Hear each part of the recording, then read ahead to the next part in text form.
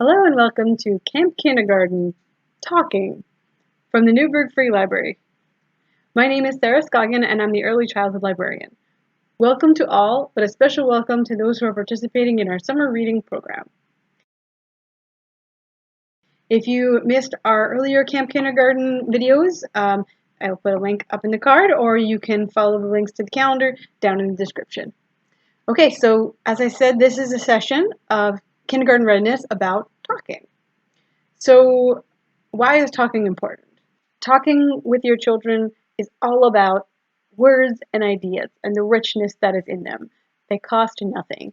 So that's why the early word gap can be so negative for children. And the early word gap is something that was discovered by researchers who looked at children who were coming into kindergarten learning ready.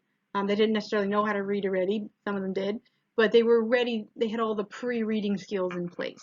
And those who were not really learning and reading ready really didn't have those pre-reading skills, and having a big listening and speaking and understanding vocabulary is one of those super important pre-reading skills. There was a study done by researchers Hart and Risley and by others to look at how many words children had addressed to them by the time they started formal schooling. So that's excluding words that they would have heard on a screen. And the most disadvantaged children had heard about 13 million words, and the most advantaged children had heard 45 million words. And of course, many gradations in the middle. But the fewer the words that children had addressed to them, the harder it was for them to begin their formal schooling with that solid foundation. And I encourage you to go to readaloud.org. They have a lot more information about the word gap and strategies to avoid it. According to a quote from the Albert Shanker Institute, a gap in words is a gap in knowledge and in opportunities to acquire it. I'll put a link to their video. It's less than 3 minutes. I highly recommend it. All the different ways that talking really is brain building. Talking, singing, and pointing all together are one of the Newburgh basics, 5 simple strategies for creating a loving and learning rich environment at home.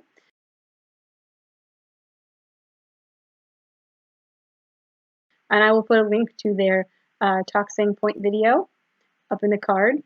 Talking covers all the different subjects that your child is learning and will be learning. A really good example to use is math. You could use math words like bigger, smaller, 0, half.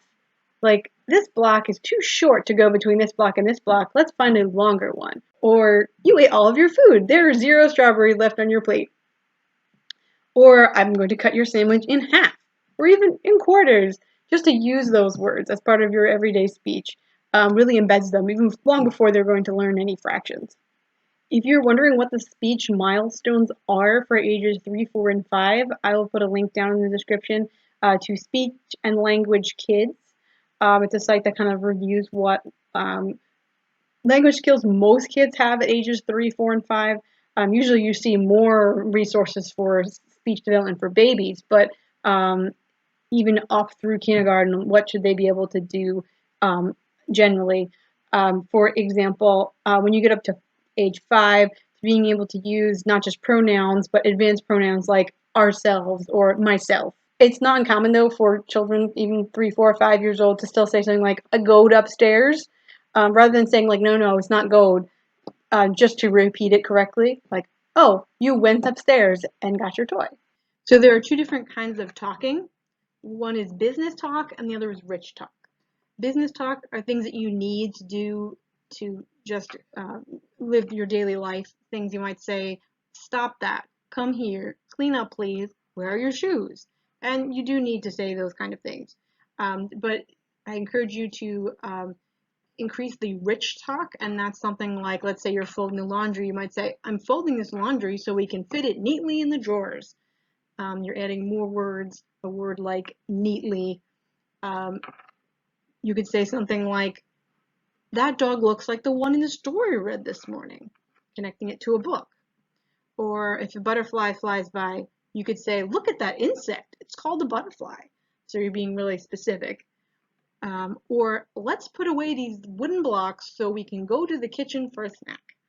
So there's cause and effect, adding an adjective, wooden. You can just see how this could be a great benefit to a children's speaking and listening and understanding vocabulary. Here's another example of rich talking. Let's say you're going to the grocery store and you could just say, let's go.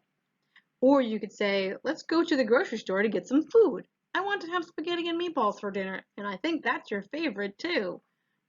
Just as you're getting the child's shoes on or getting a jacket on or something like that, to use more words. I once had a 3-year-old say, bye, we're going to the credit union, because that's a very specific way that the child had been told that's the credit union, and so they said, let's go to the credit union.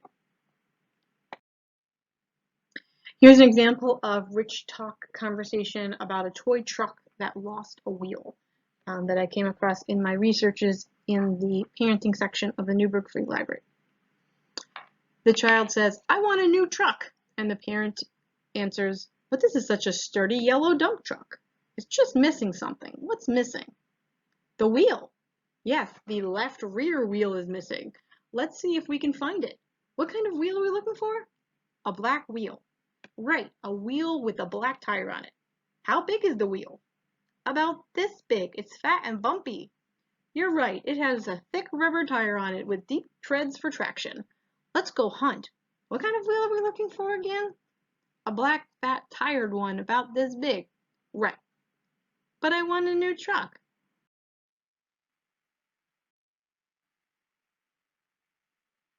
Activity 1, woven in poetry. So the idea that you would weave in poetry and other rich language during the day. It's just woven part of the day, and it comes up sort of naturally. So let's say it's a windy day outside, and you're looking out the window, and you say, my, it's windy. And you say, there's a poem about wind. It goes like this. Who has seen the wind? Neither I nor you. But when the leaves hang trembling, the wind is passing through. Who has seen the wind? Neither you nor I. But when the trees bow down their heads, the wind is passing by. And Christina Rossetti wrote that.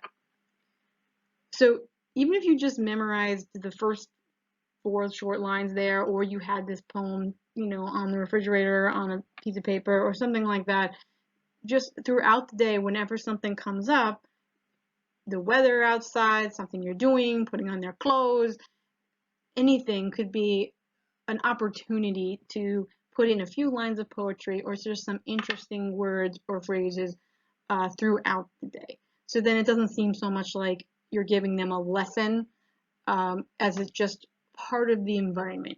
They're just sort of swimming in words. And this is very beautifully described in Bequest of Wings, A Family of Pleasures with Books, a book by a woman named Annis Duff, about how she surrounded her children with beautiful language. And I'll put a link to that down in the description where you can read more about that. Activity 2, the same and different. So this is a game from Engaging Families in Children's Literacy Development Program. And it's a simple game you can play anywhere, anytime. Let's say you're in the living room and you have a brown couch. You could say, okay, what do I see about that couch? How is that different or the same as a chair, a rocking chair, and a big floor pillow? Say, well, you can sit on all of them.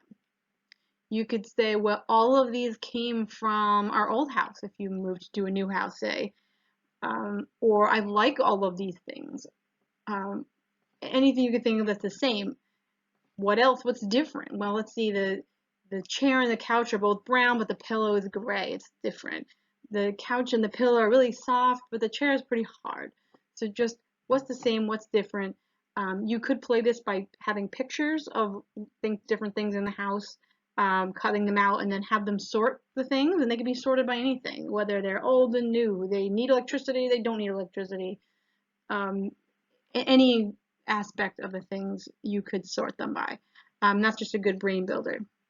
Also, to pass the time if you're stuck somewhere and you need a game to play. Activity 3, observe and wonder. Okay, for the observe portion of the game, you could find an interesting object. So here I actually have a fossil. Here we have a trilobite. I think it's something like 250 million years old, something like that. But you could even just use an interesting colored rock or a feather, a big pine cone you found outside, anything. And then you could hopefully something that's safe to let them, kind of touch, examine, look at, weigh in their hand. What do you observe? And say that means what do you see about it, or what do you feel? Does it smell like anything? And really have them try to report back what they observe about an object. And not only does it teach them the word observe, it also is teaching them to focus their attention on what they can see, hear, smell, feel. Probably not taste, but using their senses. Or you could just say, an I wonder question. What do I wonder? And have a conversation like, where do crayons come from? How are crayons made? And then talk about that. And then if you're not sure, or you can find maybe a video or an explanation of the answer. And then that's especially good for using household objects that you just happen to have around. It could be crayons, it could be a pancake flipper, it could be anything that you just come across in your day. And just say, I wonder. Wonder when that was invented. I wonder what else I can use that for. It's kind of a fun game for adults too, just to get into and really think about things that day-to-day objects that you don't really spend any time thinking about. Activity 4, vocabulary fun. So just to use all different kinds of vocabulary words. One time I was reading the book, The Very Hungry Caterpillar, and this is a page from that book. The caterpillar has built a cocoon around itself. So there's a cocoon, and it just says he nibbled a hole in the cocoon, he pushed his way out, and he was a butterfly. But one day I said, oh, he pushed his way out, he emerged from the cocoon. And my daughter thought that the word emerged was very funny and laughed every time I said it. So then I said it when I was putting her shirt on. I said, oh, your head emerged from the shirt. Now I can see you again. And she would laugh. And then she started using that word when I would put on her shirt every time, or when we would come to this page in the book each time. And that was just because it was something that was just a natural part of her experience. I would never try to, sit down flashcards and teach a little one words like emerged that way. If your child is building a big sandcastle, instead of just being like, oh, you're building a big sandcastle, you could say, that sandcastle is enormous. It's gigantic. It's colossal. Even it's Brobdingnagian. You could come up with as many synonyms as you wanted to say. That's a really big sandcastle. You could add adjectives and adverbs. So instead of saying, here is a plate, you could say, it's a green plate. It's a tall stuffed animal. It's a cozy blanket. Just to fill in extra adjectives and adverbs. You did that speedily, quickly, nicely. Activity 5, a record. So you could start a list of interesting things that your little one says. You know, usually once the baby book is kind of finished, that is easy to fall by the wayside. I just made a little book out of paper. You can staple it together. And then something that you might, remember. Like, we have a little one here, and she said, eagle, fly away, when she was playing, and that was from a book. She remembered it. So then when she saw a toy bird, she said, eagle, fly away, like from the book. And also just funny things to laugh at later. Activity 6, words to remember. There's another game that's called Tell Me the Day Backwards. It's actually a book by that name as well, where a child's being tucked into bed, and then you say, well, before we went to bed, what did we do? Well, before that, we brushed our teeth. Well, before that, we got in our pajamas. Before that, we ate dinner. And sort of try to remember the day in reverse order. You might want to start by just starting at the beginning of the day and going forward. If going backwards is too complicated. And it kind of works their memory, and also to describe their experiences. Oh, we had lunch. We had grilled cheese for lunch. Or we played a game. We built a really tall tower with all of the blocks, or something like that. What stood out in their day? They might remember something interesting or fun that was struck them during the day that you don't remember, you didn't think of. So just to tell the day backwards, and you could extend it. What are we going to do tomorrow or next week or when we go such and such a place. If you just want to make it a memory game, you could say something like, what color is mommy's phone? Or anything that's not immediately visible. So let's say you're in the kitchen and you could say, what color is your blanket on your bed? Or how many windows are in the living room? Or something like that. So it gets them used to thinking about things, remembering things, and talking about things.